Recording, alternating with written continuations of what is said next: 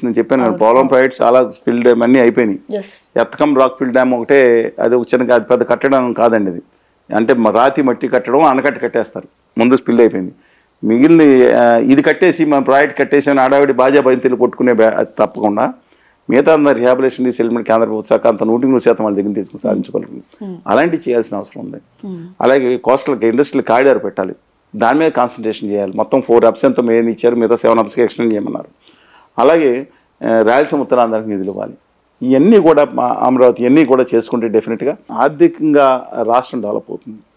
ఆర్థికంగా డెవలప్ అయినప్పుడు సంక్షేమ కార్యక్రమాలు చేయడం సాధ్యమవుతుంది. హోదా విభజన హామీలు వస్తే కానీ కొన్ని లక్షల కోట్లు పరోక్షంగా ప్రత్యక్షంగా రాష్ట్రానికి లాభం జరుగుతుంది. రాహుల్ గాంధీ గారు ఇస్తా అన్నారు, కాంగ్రెస్ పార్టీ సంతకం ఈ పార్టీకి అయిపోయి ఉండేది, ఆంధ్రప్రదేశ్కి వచ్చేసేది. అందుకని రాదనేవాళ్ళు మరి పదే చెప్తాను, రాదనేవాళ్ళు ఇక ముగిసిన చాప్టర్ విభజన హామీలు అనేవాళ్ళు ఆంధ్రప్రదేశ్ ద్రోహులు, నయవంచికులు వాళ్ళు. అవి గుజరాత్కి వెళ్ళి అక్కడ మోడీ గారు బంద్ చేసుకోమనండి, ఆంధ్రప్రదేశ్లో అనవసరం. ఆంధ్రప్రదేశ్ హక్కులకి ఆత్మగౌరవానికి వ్యతిరేకంగా ఉంటూ చేసేవాడు అనవసరం అండి. అంటే ఇక్కడ వద్దున్నట్లేదు, అక్కడే బంద్ చేసుకోమని రమ్మంటున్నాను. అందువల్ల ఇది సాధ్యమే కానీ చాలా కష్టం. దాదాపు 3-4 లక్షల కోట్లు అదనంగా కావాల్సి ఉంటుంది వచ్చే 5 ఏళ్లలో. ఈ అవినీతిని జగన్మోహన్ రెడ్డి గారు ఇలా చేస్తారంటే పాత ప్రభుత్వం చేసి అవినీతిని తగ్గిస్తాం ఆయన మాట్లాడింది, సంపద సృష్టిస్తాం, అదే మాట వీళ్ళు మాట్లాడచ్చు. అంత ఈజీ కాదు. But let us wait and చేయండి. అభివృద్ధి మీద కాన్సన్ట్రేట్ చేయాలని కోరుతున్నాను. పదే కూడా చెప్తున్నాను. ఐఎమ్ విషింగ్ నేను చెప్తున్నాను చంద్రబాబు నాయుడు గారికి, ఆ ప్రభుత్వానికి విశేష తెలియజేస్తా. కనీసం ఈసారన్నా మరి కేంద్ర ప్రభుత్వం మీకు అవకాశం వచ్చింది కాబట్టి దాని మీద దృష్టి పెట్టమని చెప్పి కోరుతున్నాను. సో మరి ఇన్నిసార్లు మీరు చెప్తున్నా అభివృద్ధి చేస్తుంటే అమలు చేయాలన్నా కూడా బడ్జెట్ సరిపోదని ప్రస్తావన వస్తుంది. మరి ఎలా అభివృద్ధి జరుగుతుంది? చెప్పాను కదండి, పదే కూడా చెప్తున్నా. విభజన హామీలు ప్రత్యేక హోదాతో సాధించుకుంటే ఆ ఇన్సెంటివ్స్ జరిగితే దాన్ని మల్టిపుల్ అవుతుంది. అసలు అపరిమితంగా దాదాపు 5-6 లక్షల సంవత్సరానికి 7 లక్షల ఉద్యోగాల కల్పన, దాని మీద వచ్చే ఇన్కమ్ ఇవన్నీ అద్భుతంగా డెవలప్ అవుతుంది. అందువల్ల దాని మీద కాన్సన్ట్రేట్ చేయాలని చెప్పి కోరుతా ఉన్నాను. సార్, కేంద్రంలో 18 మంది మంత్రులు ఉన్నా కూడా ఈ గాలి మోటార్ శాఖ అనేది ఏంటి? అసలు ఈ టాపిక్ గురించి మీరు మాకు కొంచెం వివరంగా చెప్పండి. ఆంధ్రప్రదేశ్ దాదాపు 36 మంది పార్లమెంట్ సభ్యులు ఉన్నారు. రాజ్యసభ లోక్సభ కలిసి లోక్సభలో 25 మంది సభ్యులు ఉంటే 21 స్థానాలు 25కి 20 స్థానాలు గత తాకట్టు పెట్టేశారని ఆంధ్రప్రదేశ్లో పాలకులందరూ గత 5 సంవత్సరాల నుంచి 10 సంవత్సరాల నుంచి అలాగే ఇచ్చారు. ఏ ప్రభుత్వం మోడీ గారు కాళ్ళ దగ్గరికి వెళ్ళి బంద్ చేయడం, ఆంధ్రప్రదేశ్ హక్కులు తాకట్టు పెట్టడమే ఎక్కువగా చేసిన బాధ్యత. ఏదో కొంతమంది అడుగుంటారు. ఇవాళ కూడా 25 మంది సీట్లు వాళ్ళకే ఉన్నట్టున్నాయండి. అందులో 18 సీట్లు యాక్చువల్గా తెలుగుదేశం అండ్ జనసేన, 3 బీజేపీ ఉండొచ్చు. ఉత్తర భారతీయ జనతా పార్టీ వాళ్ళ సంగతి మనకు అనవసరం, వాళ్ళ పని వాళ్ళు చేసుకుంటుంటారు. ఆ 18 మంది సీట్లు వస్తే ఏమి ఇచ్చారని ఇవాళ జేడీఎస్ చెప్పాను, 1 సీటు ఉన్న 1 సీటు 4 ఇచ్చి జనసేనకు 1 సీటు 1 మంత్రి పదవి కూడా పక్కన పెట్టండి. వీళ్ళకి కూడా ఏమి ఇచ్చారు? మీరు చెప్పిన గాలి మోటార్ శాఖ అంటే ఏరోప్లేన్ శాఖ, అందులో ఉన్నంతా లాగేశారు. ఎయిర్పోర్ట్లన్నీ అదాని గారికి వెళ్ళిపోయినాయి.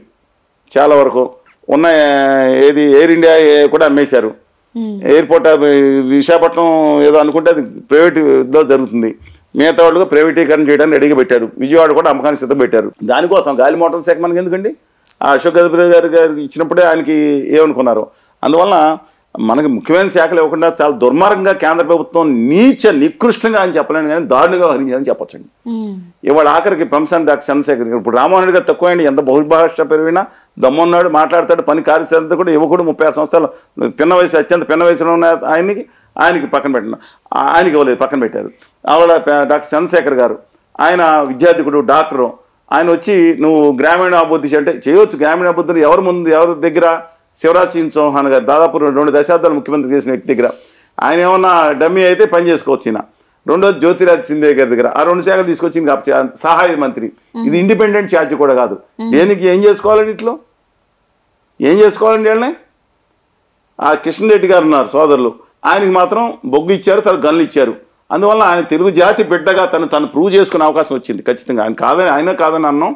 ఆయన ఇవాళ వెంటనే స్టీల్ ప్లాంట్కి ఏదైతే శారీరెడ్డిగా చనిపోయారో, కరీంనగర్ దగ్గర నుంచి గుప్తా గారు చనిపోయారు, తెలంగాణలో కూడా అనేక మంది విశాఖ ఉక్కు కోసం ఉద్యమాల కోసం చనిపోయారు ఆంధ్రప్రదేశ్తో పాటు. అలాంటి సమయంలో దానికి ఇమ్మీడియట్గా క్యాప్టివ్ మైనింగ్ ఇవ్వాలి. 3 గన్లు కేటాయిచ్చేస్తే ప్లస్ దాంట్లో ఉన్న 20 లక్షల కోట్లు అంతా రద్దు చేశారన్నారు దొంగలు చాలా మందికి, మిగతా పారిశ్రామికవేత్తలకి.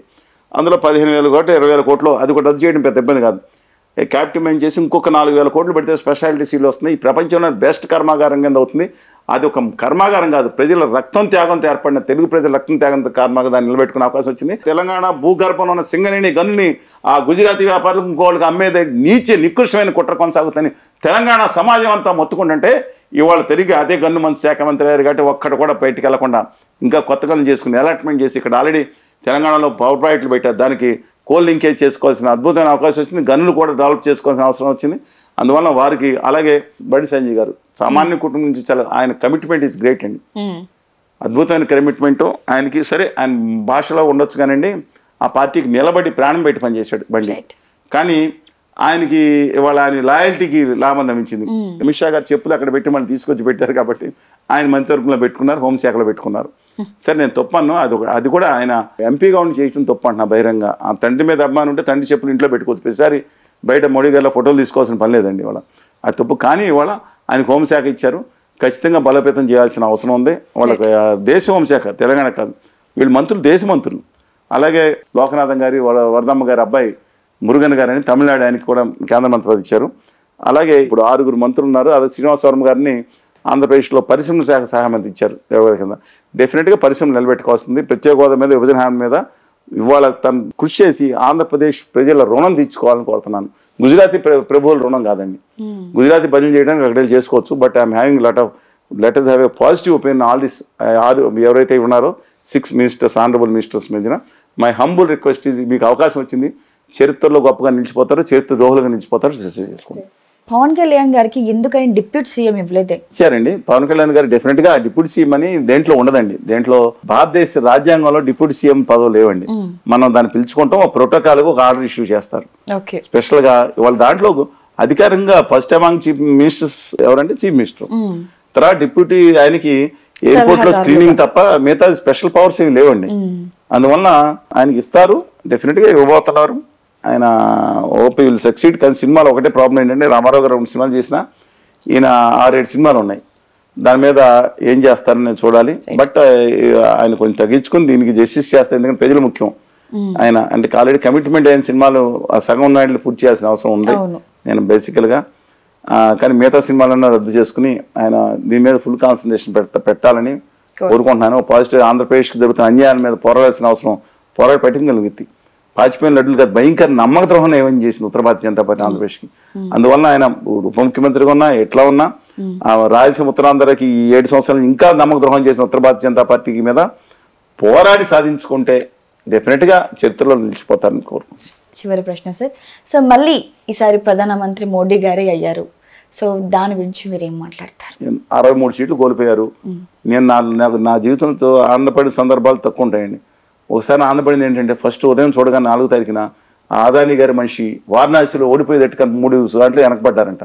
ఒక్క నిమిషం మనసు ఆనందంతో బ్రహ్మాండంగా ఉందనుకున్నాం. మళ్ళీ ఆశల మీద నీళ్లు చల్లేశారు, ఆయన నెగ్గేశారు. నిజంగా కనుక ఆయన ఓడిపోతే ఉంటే ఆ నితిన్ గడ్కరీకి మళ్ళీ వెనక ఉత్తర భారత ఆదాని గారి మనిషి మీద కోపం, నాకు బీజేపీ మీద కాదు. నేను ఎంత గౌరవిస్తానండి వాజ్పేయి గారిని, శ్యామప్రసాద్ ముఖర్జీ గారిని, మదన్మోహన్ మాలవీయ గారిని. కొంతమంది మాత్రమే కాదు, నిజంగా కనుక నితిన్ గడ్కరీ గారికి అయితే ఆయన చాలా బాగుండేది. ఆంధ్రప్రదేశ్ రాష్ట్రానికి, తెలంగాణ రాష్ట్రానికి కక్ష కట్టేవాడు కాదు. మొత్తం తీసుకెళ్లి అంతా గుజరాత్ లో లక్షల కోట్లు పరిస్థితి ఉండేది కాదండి వాళ్ళ. ఆయన కానీ, రాజ్నాథ్ సింగ్ గారు కానీ, ఎవరైనా సరే, అద్వానీ గారు ఆ వయసులో ఆయన అయినా, మురళీ మనోహర్ దేశ్ గారిని ఎవరైనా బాధే ఉందండి నాకు. మొట్టమొదట కాంగ్రెస్ కనుక అయితే ఆంధ్రప్రదేశ్ ప్రత్యేక హోదా వస్తుంది, అది వచ్చే పరిస్థితి లేదు. ఉన్నాళ్ళు మేలు అనుకున్నాం. అందువల్ల మోడీ గారు మళ్ళీ అయ్యారు, 70 సంవత్సరాలతో రిటైర్మెంట్ అవుతారేమో. కానీ ఆ యోగి ఆదిత్యనాథ్ గారిని ఆయన అవమానించిన తీరు ఇండైరెక్ట్గా పార్లమెంట్ చూసాం. ఫస్ట్ తర్వాత ఏదో బుధం మీద తట్టిన వేరే సంగతి.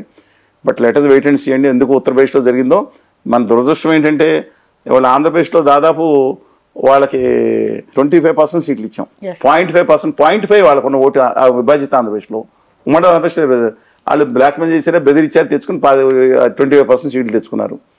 సరే ఏదేమైనా ఆంధ్రప్రదేశ్కి, తెలంగాణకి న్యాయం జరగాలంటే ఖచ్చితంగా మోడీ గారు అంటే కంపెనీ, ఆదాని గారి company పక్కెళ్ళిపోయి original Bharatiya Janata party కనుక. ఆర్ఎస్ఎస్ అయితే ఏమైందంటే ఏమైనా తప్పు చేశారా? ఆర్ఎస్ఎస్ ఒకప్పుడు కానీ ఎవరో నితిన్ గడ్కరీ గారు ఎవరైతే ఏమైంది, వారు వస్తే తప్పులేదు, ఎవరు వచ్చినా తెలుగు రాష్ట్రాలకు న్యాయం జరుగుతుందని భావిస్తా ఉన్నాను. Thank you sir, thank you so much. The tourism industry has been flourishing in the past few years. There is a huge demand for tour operators, forex managers and hospitality partners. I am sure I would fit right into this path. I would like to learn from the best. Sun International, Hyderabad, Visakhapatnam.